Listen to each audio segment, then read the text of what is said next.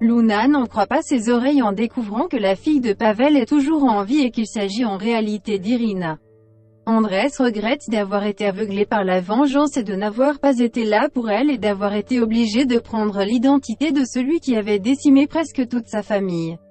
Irina affirme avoir fait suffisamment de repérage pour pouvoir éliminer Pavel, car elle ne supporte pas l'idée qu'il puisse s'en sortir. Bauer tente de l'en dissuader. Elle affirme ne pas répondre de ses actes s'il se met entre Pavel et elle.